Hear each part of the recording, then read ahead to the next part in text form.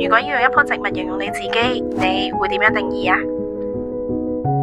從根系上睇，扎得唔夠深，冇強大嘅 support， 但係都健康自然。人哋話生得高淨係靠日照唔得㗎，仲要施肥，但係我好似受唔到呢一套。從枝幹上睇，算得上清爽，冇過多嘅分支，亦都冇奇奇怪怪嘅頓點。但係行過嘅人就話呢棵植物一啲都唔特別，冇記憶點。我偶爾都會問我自己，究竟點樣先可以更加耀眼呢？